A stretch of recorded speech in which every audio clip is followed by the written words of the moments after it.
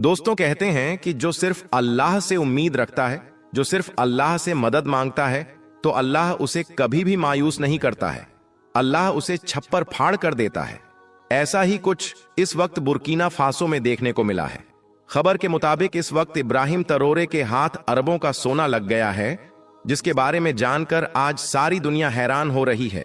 और यही नहीं, इसके साथ ही हम आपको यह भी बताने वाले हैं कि इतना सोना पाकर इब्राहिम तरोरे ने गाजा और ईरान को लेकर क्या बड़ा ऐलान किया है, जानकर यकीनन आप सबका दिल खुश हो जाएगा। इसलिए आज का यह वीडियो आप सभी के लिए बहुत खास है। आप इसको आखिर तक जरूर देखें। और सबसे पहले, अगर आप इब्राहिम तरोरे की सपोर्ट में हो तो आप इस वीडियो को दिल से एक लाइक जरूर कर दें और मेहरबानी करके इसे शेयर भी कर दें, ताकि और भी लोगों के पास में यह वीडियो पहुंच जाए। दोस्तों, इस धरती पर इंसान को अगर कोई चीज सबसे ज्यादा दीवाना बनाती है तो वह है सोना, चमचमाता, दमकता और अनमोल सोना। लेकिन क्या आपको मालूम है कि इस दुनिया में सबसे ज्यादा सोना जिस जमीन के नीचे दबा हुआ है, वहां के लोग खुद 2 वक्त की रोटी के लिए तरसते हैं। जी हां, आपको सुनने में थोड़ा अजीब जरूर लगेगा, मगर यह बात बिल्कुल सच है। दोस्तों, ये कहानी है एक ऐसी धरती की जो ऊपर से बेजान, सूखी और गरीब दिखाई देती है, लेकिन अंदर से सोने से लबालब भरी हुई है और उसी जमीन के ऊपर बसा हुआ है। अफ्रीका का एक छोटा सा देश बुर्किना फासो। याद रखें, यह एक ऐसा देश है जो वैसे कागजों पर तो आजाद है, लेकिन असल में सदियों से गुलामी की भेड़ियों में जकड़ा हुआ है। वो गुलामी जो कभी हथकड़ियों और जंजीरों में हुआ करती थी, वो आज समझौतों, कंपनियों और विदेशी सेनाओं के रूप में की जाती है, क्योंकि इनकी जमीन के नीचे छुपा हुआ है करोड़ों डॉलर का सोना। मगर ऊपर की जिंदगी में इनके पास ना तो स्कूल है, ना ही हॉस्पिटल्स हैं और ना ही साफ सुथरा पानी है। ये वो देश है जहां हर साल 60 टन से भी ज्यादा सोना निकाला जाता है, मगर आम आदमी की जेब में $1 भी नहीं जाता है। अब आप सोच रहे होंगे कि फिर आखिर वह कौन है जो इनके सोने को लूट रहा है। तो हम आपको बता दें कि यह कहानी शुरू होती है उस दौर से जब फ्रांस इस देश का मालिक बन बैठा था। इन्हें आजादी के नाम पर जो कुछ मिला वह सिर्फ एक दिखावा था। असली सत्ता तो अब भी उन्हीं के हाथों में थी। इस देश में फ्रांस की कंपनियां आती रहीं, खदानों में खुदाई होती रही, वह सोना निकालते रहे और पैसा सीधा यूरोप के बैंकों में जाता रहा। लेकिन अब एक ऐसा चेहरा सामने आया है जिसने इस पूरे सिस्टम को तोड़ने की ठान ली है। नाम है इब्राहिम तरोरे। उम्र महज 34 साल, लेकिन इरादे इतने फौलादी कि पूरी दुनिया की बड़ी बड़ी ताकतें अब इस नौजवान के नाम से भी डरने लगी हैं। 2022 में जब इब्राहिम तरोरे ने बुर्किना फासो की सत्ता संभाली थी, तो उस वक्त किसी ने सोचा भी नहीं था कि यह लड़का पूरे सिस्टम को हिला देगा। लेकिन फिर इसने वह कर दिखाया जो आजादी के नाम पर बनी सरकारें कई दशकों से भी ना कर सकी थीं। इब्राहिम तरोरे ने सबसे पहले फ्रांस की सेना को सीधा अल्टीमेटम दिया कि 6 हफ्तों के अंदर देश छोड़ो। और फिर यकीन मानिए, फ्रांस को अपना बोरिया बिस्तर समेटकर वापस लौटना ही पड़ा। इतिहास में पहली बार एक अफ्रीकी देश ने खुलेआम फ्रांस को ठुकराया और दुनिया बस देखती रह गई। लेकिन यह तो बस शुरुआत थी। और यही नहीं, इब्राहिम तरोरे ने पावर में आते ही सबसे पहले मगरबी ताकतों के साथ किए गए जालिमाना समझौतों को भी खत्म कर दिया। उनकी कंपनियों को, उनके मिलिट्री को अपने मुल्क से बाहर निकालकर इस बात को साफ कर दिया कि वह अब किसी के गुलाम नहीं है। इसके साथ ही इब्राहिम तरोरे ने अपनी कौम से भी कहा कि हम भूखे तो रह सकते हैं, मगर बेगैरत नहीं हो सकते हैं। इस तरह से फिर इब्राहिम तरोरे का नाम पूरे अफ्रीका में इज्जत और गैरत की अलामत बन गया। दोस्तों, इसके बाद इब्राहिम तरोरे ने अगला कदम उठाया देश का खनिज, सोना और तेल को लेकर। इन सब चीजों पर विदेशी कंपनियों की पकड़ थी उसको तोड़ना। इसलिए अब एक ऐसे समझौते की जांच शुरू हो गई। पहले से किए गए सारे समझौते रद्द किए जाने लगे। विदेशी लूट को रोकने के लिए कानून बनाए जाने लगे और बस यहीं से शुरू हुई इनकी असली लड़ाई। बस इसी वजह से फिर सारे पश्चिमी देश बुर्किना फासो के दुश्मन बन बैठे और इब्राहिम तरोरे को मारने का प्लान बनाने लगे। इसको कमजोर करने के लिए नई नई हथकंडे अपनाने लगे।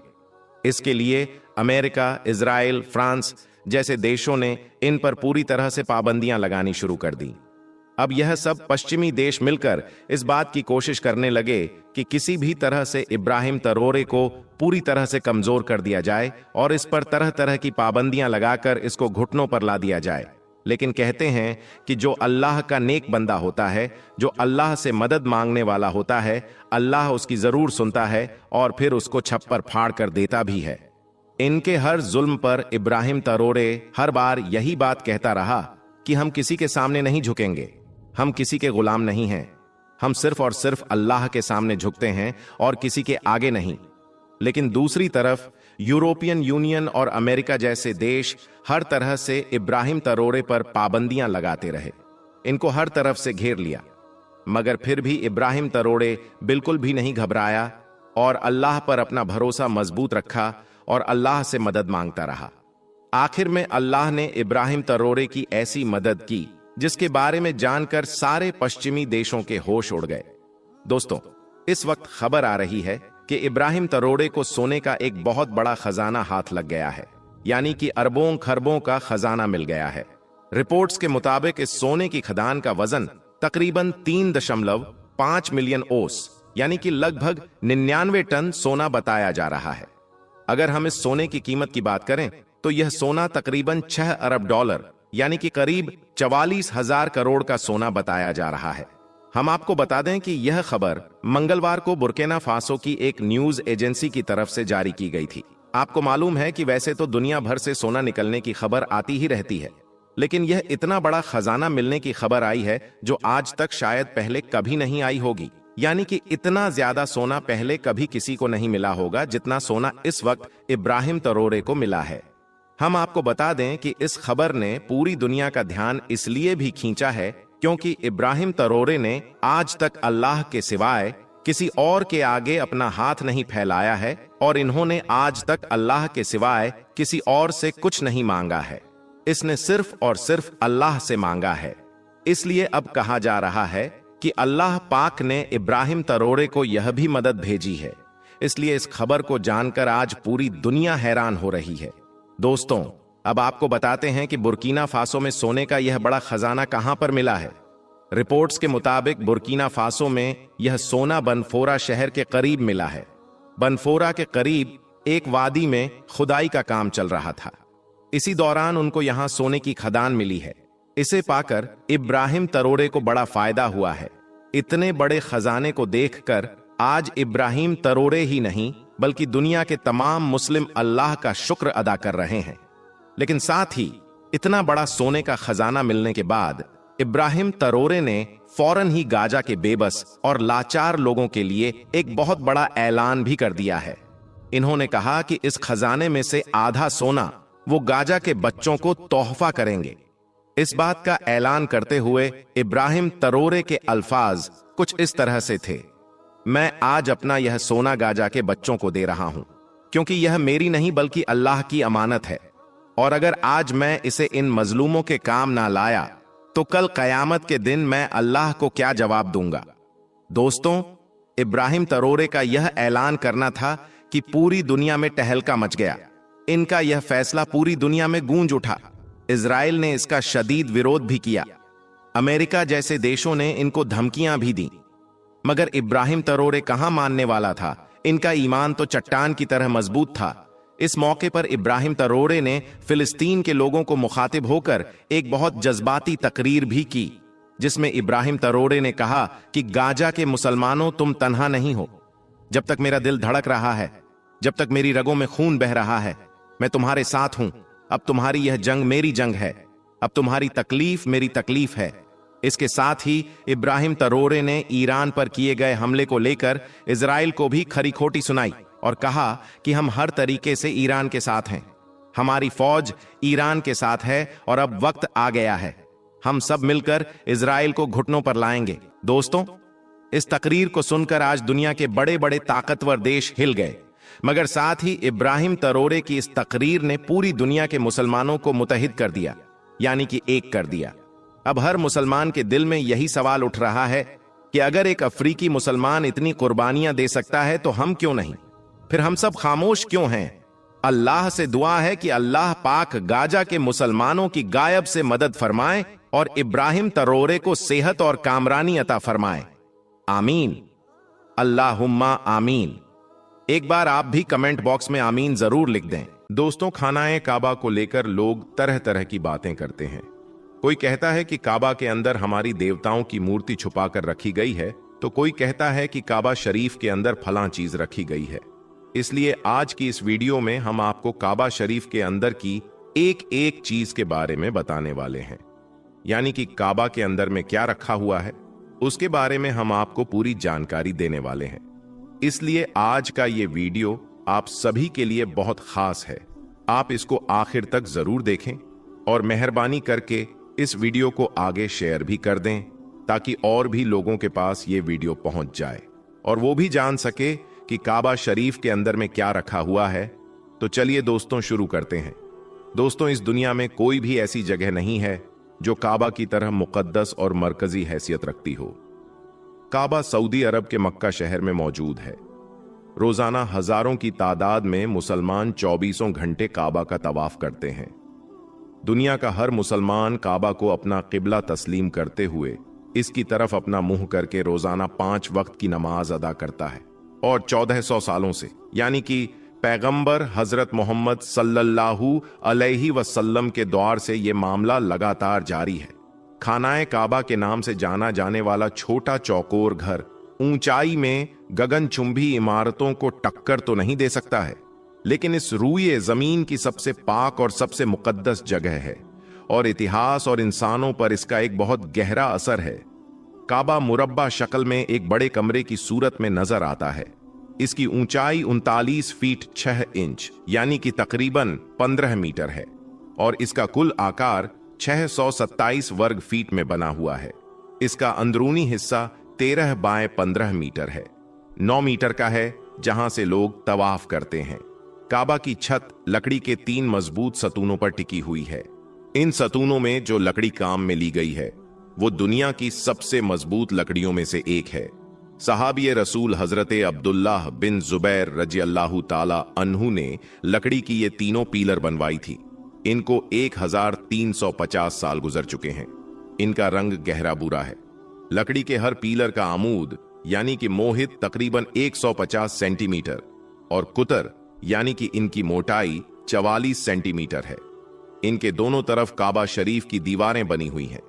काबा शरीफ में एक दरवाजा है, इसके ठीक सामने एक मेहराब है। यानी कि ये मेहराब उस जगह पर है जहां पर रसूल खुदा सल्लल्लाहु अलैहि वसल्लम ने काबा के अंदर नमाज अदा करवाई थी।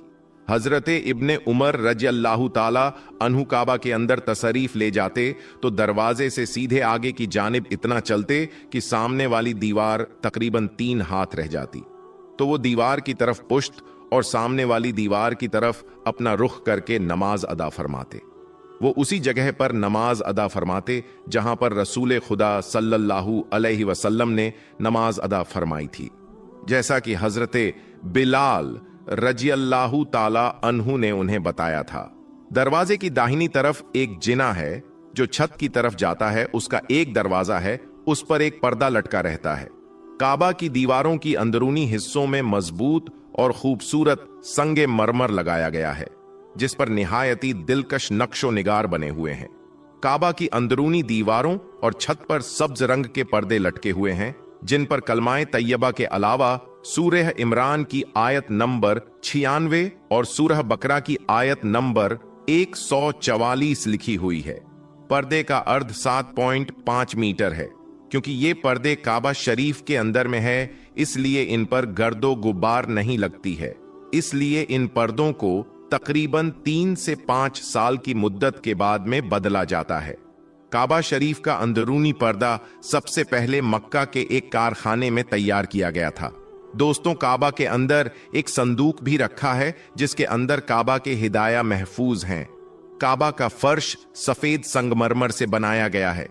काबा की जो छत है, एक ऊपर और एक नीचे, उनमें एक सुराख बनाया गया है जिस पर शीशे का एक मजबूत ढकना रखा है, जिससे काबा शरीफ के अंदर रोशनी आती है। जब काबा को गुस्ल दिया जाता है या फिर गिलाफे काबा बदला जाता है तो ये ढकना उठा दिया जाता है। फिर खानाए काबा की अंदरूनी सीढ़ियों से चढ़कर और सुराग से गुजरकर छत पर जाया जाता है। 1397 ही हिजरी से पहले ये सीढ़ियां लकड़ी की हुआ करती थीं, लेकिन इसके बाद में इन लकड़ियों की सीढ़ियों को हटाकर उनकी जगह पर मजबूत एल्यूमिनियम की गोल सीढ़ियां बना दी गई, जिनकी तादाद 50 है। काबा शरीफ का दरवाजा पोपट की लकड़ी का बना हुआ है, जिस पर सोने की तख्तियां जड़ दी गई, जिनकी लागत 1,34,00,000 रियाल है। 280 किलोग्राम सोना इस लागत के अलावा भी लगा हुआ है। ये काम खालिद बिन अब्दुल्लाह की हिदायत पर 1 साल में मुकम्मल हुआ था। दोस्तों, काबा शरीफ का अंदरूनी परत संगमरमर का है और यह बहुत ज्यादा सफेद है। काबा के फर्श में सफेद संगमरमर के अलावा दूसरे रंग के टुकड़े भी इस पर लगाए गए हैं, यानी कि काबा का अंदरूनी हिस्सा संगमरमर के टुकड़ों से बना है और सुर्ख रंग के रेसों के पर्दों से ढांका गया है, जिस पर सफेद रंग से अरबी में इबारत लिखी हुई है। इन्हीं पर्दों ने काबा की छत को भी ढांप रखा है। काबा शरीफ के अंदर 8 पत्थर भी रखे हुए हैं, जिन पर खूबसूरत अरबी में लिखाई की गई है। ये खूबसूरत लिखाई 6ठी शताब्दी हिजरी के बाद के दूर से ताल्लुक रखती है। अब दोस्तों, आप ये समझ लीजिए कि काबा शरीफ के अंदर में क्या है। काबा शरीफ के अंदर 3 लकड़ी के बने पीलर हैं। इत्र जैसी चीजों को रखने के लिए एक तरफ एक मेज रखी हुई है। छत से लटकते हुए 2 लालटेन की तरह के लैंप हैं। काबा शरीफ के अंदर की जगह इतनी है कि लगभग 50 लोग एक साथ बैठ सकते हैं। काबा शरीफ के अंदर कोई भी इलेक्ट्रिक लाइट नहीं लगी है और ना ही काबा शरीफ में कोई खिड़की बनी हुई है। सिर्फ काबा शरीफ का एक दरवाजा है जो सोने से बना हुआ है। काबा की ऊपरी दीवारें पर्दों से ढकी हुई हैं, जिन पर कुरान पाक की आयतें लिखी हुई हैं। दोस्तों, शुरू से लेकर अब तक खानाए काबा की तामीर लगभग 12 बार हो चुकी है, लेकिन इनमें 5 लोग सबसे मशहूर हैं।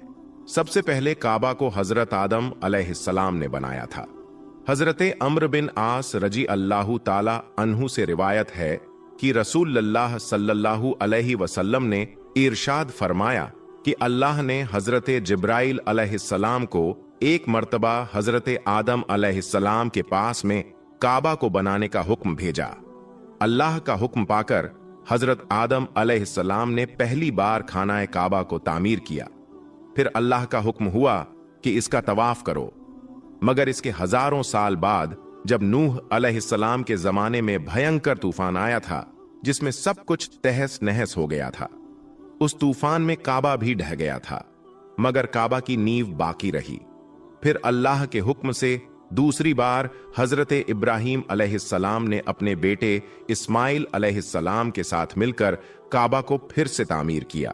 तीसरी बार अल्लाह के पैगंबर हजरत मोहम्मद सल्लल्लाहु अलैहि वसल्लम के दौर में कुरैश के लोगों ने मिलकर खाना काबा को तामीर किया।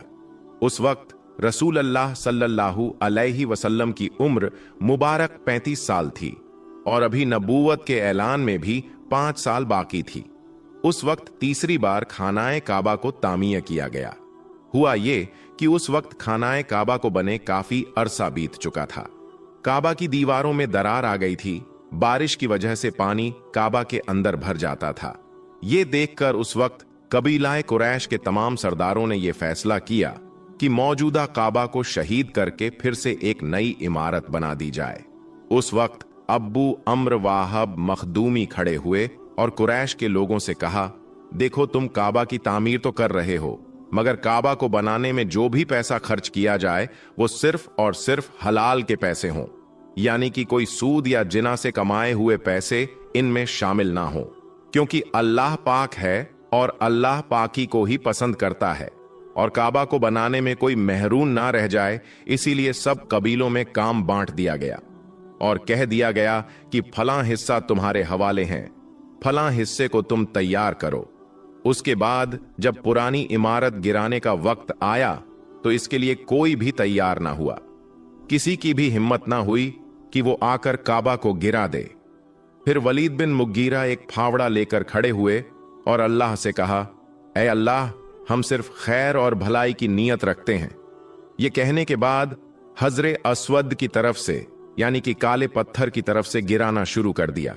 ये देखकर मक्का वालों ने कहा कि रात भर इंतजार करो, अगर वलीद पर कोई आसमानी बला या मुसीबत नाजिल होती है तो फिर हम खानाए काबा को वैसा ही वापस कर देंगे, और अगर नहीं होती है तो फिर हम वलीद का साथ देकर काबा को नए सिरे से तामीर करने में साथ देंगे।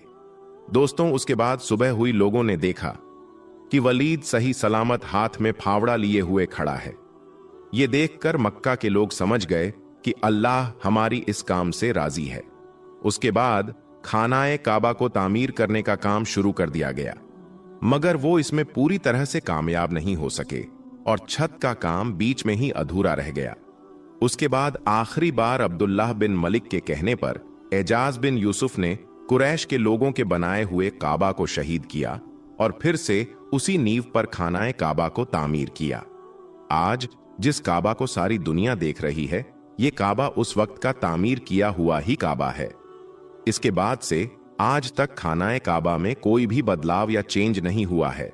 दोस्तों, अजान एक अल्लाह का कलाम है, यानी कि अजान को किसी ने लिखा या किसी ने बनाया नहीं है, बल्कि अल्लाह की तरफ से हम इंसानों के लिए भेजा गया एक कलाम है, ताकि इसके जरिए से लोगों को नमाज के लिए मस्जिद में इकट्ठा किया जा सके। इसी वजह से हर रोज 5 वक्त की अजान दी जाती है। आज पॉलिटिक्स की वजह से भारत का माहौल कुछ ऐसा बन गया है कि जगह जगह पर लोग अजान पर एतराज करते हुए नजर आ रहे हैं। ये लोग शायद इस बात को भूल गए हैं कि जब अल्लाह का अजाब आता है तो इंसान को संभलने तक का मौका नहीं मिलता और इंसान तबाह और बर्बाद होकर रह जाता है। आज की इस वीडियो में हम आपको एक ऐसे शख्स के बारे में बताने वाले हैं जो अजान से सख्त नफरत किया करता था, और यही नहीं, एक बार तो उसने अजान देने वाले को गालियां दी और तो और उसे थप्पड़ भी मार दिया और अजान भी बंद करा दी। उसके बाद उस शख्स के साथ जो कुछ हुआ उसके बारे में जानकर यकीनन आप लोग भी हैरान और परेशान हो जाओगे। इसीलिए आज का ये वीडियो आप सभी के लिए बहुत ही खास है। आप हिंदू हो या मुसलमान, आप इस वीडियो को आखिर तक जरूर देखिए और मेहरबानी करके कमेंट बॉक्स में अल्लाहू अकबर जरूर लिखें। दोस्तों, बहुत पहले की बात है, किसी पोस्ट पर एक बहुत बड़ा ऑफिसर था। एक बार किसी खास काम की वजह से उसका तबादला यानी उसका ट्रांसफर मुस्लिम इलाके में हो गया था। इत्तेफाक से उसको वहां पर रहने के लिए जो मकान मिला, उसके करीब में ही एक मस्जिद थी जिसमें 5 टाइम रोजाना अजान दी जाती थी।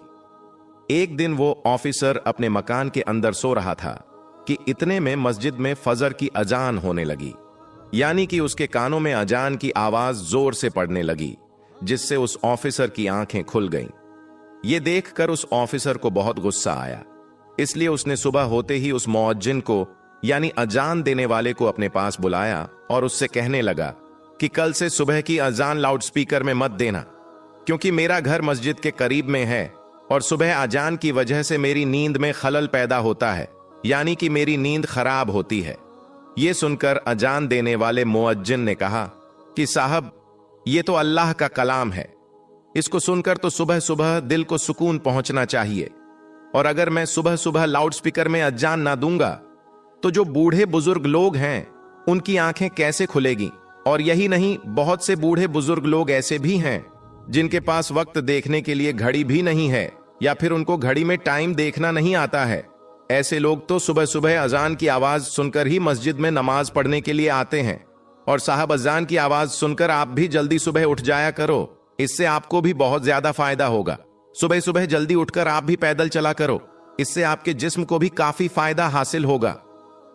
ऑफिसर तो मुसलमानों के बारे में तरह तरह की बातें सुनकर उनसे पहले ही नफरत करता था, इसलिए वो फिर इस आदमी की ऐसी बातें सुनकर गुस्से में आकर कहने लगा कि मुझे ज्यादा समझाने की जरूरत नहीं है, और याद रखना, खबरदार, अगर तुमने कल लाउडस्पीकर से सुबह फजर की अजान दी तो तुम्हारी खैर नहीं। और ऐसे ही उस ऑफिसर ने अजान देने वाले को खरी खोटी सुनाकर भेज दिया, मगर उस अजान देने वाले ने उस ऑफिसर की बात पर कुछ खास ध्यान नहीं दिया। इसीलिए फिर उसने अगले दिन ही सुबह फजर के वक्त लाउडस्पीकर से अजान दे दी। जैसे ही सुबह सुबह उस ऑफिसर ने अजान की आवाज सुनी तो गुस्से से लाल हो गया और वो फौरन उस अजान देने वाले के पास गया और उसको बुरा भला कहने लगा। और यही नहीं, गुस्से में उसने उस अजान देने वाले शख्स को थप्पड़ मार दिया और कहने लगा कि मैंने तुमको कल कितना समझाया था कि सुबह अजान की आवाज से मेरी नींद खराब होती है, इसलिए लाउडस्पीकर में अजान मत देना। लेकिन तुमने तो मेरी बात पर ध्यान ही नहीं दिया। बेचारा अजान देने वाला उस ऑफिसर को क्या कहता, वो तो थप्पड़ खाकर रोने लगा और दिल ही दिल में अल्लाह ताला से दुआ करने लगा, या अल्लाह, जिसने तेरी इस अजान को देने वाले बंदे पर जुल्म किया, तू इसे अपने अजाब में डाल दे, इसे ऐसी सजा दे कि इसकी अक्ल ठिकाने आ जाए। जैसे ही मुअज्जिन की आवाज अल्लाह की बारगाह में पहुंची तो अल्लाह ने फौरन उसकी दुआ कबूल कर ली और उसी दिन उस ऑफिसर पर अजाब नाजिल हो गया। यानी कि उसी रात वो अल्लाह की पकड़ में आ गया जिस दिन उसने अजान देने वाले को थप्पड़ मारा। उस रात वो अपने घर में सोया जरूर था, मगर सुबह वो उठ ना सका, क्योंकि उसी रात उसके जिस्म के आधे हिस्से पर लकवा मार गया, जिसकी वजह से उसके हाथ हिलने के काबिल भी नहीं रहे। उसके बाद उस ऑफिसर का काफी इलाज करवाया गया, मगर उसका वो मर्ज ठीक ना हो सका। ये देखकर दफ्तर वालों ने उसे नौकरी से भी निकाल दिया। अब उसके घर में जो मोटी रकम आती थी वो भी आना बंद हो गई थी। अब घर में पड़ा पड़ा अपनी बीवी को परेशान करने लगा और लड़ाई झगड़ा करने लगा। उसकी बेचारी बीवी उसकी खिदमत करती थी, उसे अपने हाथों से खाना खिलाती थी, उसके कपड़े बदलती थी, यानी कि हर तरह से उसकी देखभाल करती थी, और इसके बदले में उसकी बीवी को गालियां ही सुनने को मिलती थी। इसी तरह से कुछ दिनों के बाद उसकी बीवी भी उससे तंग आ गई और एक दिन उसकी बीवी ने अपने भाई को फोन कर दिया और कहने लगी, भैया, मैं इस इंसान से तंग आ चुकी हूं, पूरे दिन इसकी खिदमत करती रहती हूं, मगर ऊपर से ये मुझे गालियां देता है, मारता पीटता है। अब मैं यहां पर इसके साथ नहीं रह सकती हूं, इसलिए आप मुझे यहां से ले जाइए। ये सुनकर उसका भाई उसे फौरन लेने आ गया और फिर उस ऑफिसर की बीवी अपने मायके चली गई। इसी दौरान उस ऑफिसर के दूसरे हिस्से पर भी लकवा पड़ गया और अब उसके जिस्म का दूसरा हिस्सा भी काम करना बंद कर दिया। अब उसकी दोनों टांगें सीने से जा लगी थीं। अब ऑफिसर एक जिंदा लाश बनकर रह गया था। अब ना ही उसके हाथ हिल रहे थे और ना ही उसके पांव काम कर रहे थे, और घर में ना ही कोई उसकी देखभाल करने वाला था। यह देखकर एक दिन उस ऑफिसर का छोटा भाई उसके पास आया और उसे उठाकर अपने घर ले गया। अब ये ना तो खुद उठ सकता था और ना ही खुद के हाथों से खा पी सकता था। अब कौन हर रोज बच्चों की तरह उसकी नजासत धोए, अब कौन इसके कपड़े बदलवाए। ऐसे ही करते करते एक दिन उसके भाई की बीवी भी उससे तंग आ गई और कहने लगी, मुझसे तो ये रोज रोज काम नहीं होगा। ऐसे ही करते करते एक दिन उस ऑफिसर ने किसी बात पर अपने ही उस भाई की बीवी से झगड़ा कर लिया। उसको कोई सख्त बात कह दी। क्योंकि उसकी जबान काबू में नहीं थी, इसलिए उसने अपने भाई की बीवी को गालियां सुना दी। उसकी गालियां सुनकर भाई की बीवी रोने लगी और अपने शौहर से कहने लगी, अब या तो इस घर में तुम्हारा भाई रहेगा या फिर मैं रहूंगी। यह सुनकर भाई ने सोचा कि इस बीमार भाई के चक्कर में मेरी जिंदगी बर्बाद हो जाएगी, इसलिए क्यों ना इसी भाई को यहां से हटा दिया जाएगा। इसलिए फिर उसने अपने बेटों के साथ मिलकर गुस्से में अपने भाई की चारपाई उठाई और उसको ले जाकर सड़क के किनारे पर रख दिया। दोस्तों, उस वक्त सख्त गर्मी का मौसम था, इसीलिए थोड़ी ही देर में वो सूरज की गर्मी में तपने लगा और उसको पसीना आने लगा। अब उसे जोरों की प्यास भी लग चुकी थी। सुबह से उसने कुछ खाया पिया भी नहीं था। अब ऑफिसर अपनी चारपाई पर पड़े पड़े रो रहा था और कराह रहा था और कह रहा था कि कोई तो मेरी मदद करो, कोई तो मुझे पानी पिला दो, कोई मुझे खाना खिला दो। इत्तेफाकन से उसी रास्ते से उसी मुअज्जिन का गुजर हुआ जिसे इसने थप्पड़ मारा था। उसने देखा कि सड़क के किनारे चारपाई पर एक शख्स लेटा हुआ फरियाद कर रहा है। यह देखकर वो मुअज्जिन उसके पास गया। जैसे ही उसने उस ऑफिसर को देखा तो वो पहचान गया कि ये वही ऑफिसर है जिसने उसको थप्पड़ मारा था। यह देखकर मुअज्जिन हैरान हो गया और पूछने लगा, ऐ शख्स, तुम्हारे साथ ये क्या हो गया है? तुम तो एक बहुत बड़े ऑफिसर हुआ करते थे। वो ऑफिसर भी मुअज्जिन को पहचान चुका था और उसने पड़े पड़े ही मुअज्जिन के आगे अपने हाथ जोड़ दिए और कहने लगा कि मेरी बर्बादी उसी दिन शुरू हो गई थी जिस दिन मैंने आपको थप्पड़ मारा था। फिर उस ऑफिसर ने अपनी पूरी दर्द भरी कहानी उस मुअज्जिन को सुना डाली। उसने बता दिया कि उसी रात मेरे जिस्म पर लकवा पड़ गया था। उसके बाद से मेरी हालत बिगड़ते बिगड़ते आज मेरी हालत ऐसी हो गई है कि आज मेरे पास कोई खड़ा तक नहीं होता है। मेरे सब अपनों ने मुझे ठुकरा दिया है। इतना कहते कहते वो ऑफिसर फूट फूट कर रोने लगा। उसकी हालत देखकर उस मुअज्जिन को उस पर तरस आ गया। उसने उसको पानी पिलाया और उसके लिए खाना लेकर आया। फिर अपने हाथों से उसको खाना खिलाया। और यही नहीं, फिर उसे उठाकर वो अपने घर भी ले गया और खूब अच्छी तरह से उसकी खिदमत करने लगा। उस मुअज्जिन ने उसे बताया कि तुमने अल्लाह की शान में गुस्ताखी की है, इसीलिए तुम सच्चे दिल से अल्लाह से माफी मांगो। ये सुनकर वो ऑफिसर सच्चे दिल से अल्लाह की बारगाह में रो रो कर अल्लाह से माफी मांगता रहा और साथ ही वो मुअज्जिन उसके हक में दुआ करने लगा। अल्लाह ने फौरन उनकी दुआ को कबूल फरमाया और कुछ ही दिनों की खिदमत के अंदर ऑफिसर पूरी तरह से ठीक हो गया और वो उठकर चलने फिरने लगा। सुभान अल्लाह। तो दोस्तों याद रखें, जो कोई जिस मजलूम पर जुल्म करता है उस पर फिर इसी तरह से अल्लाह का अजाब उतरता है। बाज मर्तबा इंसान अपनी औकात को भूल जाता है। आज हमारे पास वक्त है सही मायने में इंसान बनने का, अपनी औकात को याद करने का। हदीस पाक में आता है, हुजूर पाक सल्लल्लाहु अलैहि वसल्लम ने फरमाया है, ऐ औरतों, जब तुम बिलाल का अजानो इकामत कहते सुनो तो जिस तरह वो कहता है तुम भी कहो। अल्लाह तुम्हारे लिए हर कलमे के बदले 1,00,000 नेकियां लिखेगा और 10,000 दर्जात बुलंद फरमाएगा और 1,000 गुनाह मिटा देगा। ये सुनकर ख्वातीन हजरात अर्ज करने लगी, या रसूल अल्लाह सल्लल्लाहु अलैहि वसल्लम, ये तो सिर्फ औरतों के लिए है, मर्दों के लिए क्या है? तो आप सल्लल्लाहु अलैहि वसल्लम ने फरमाया कि मर्दों के लिए ये दुगना है।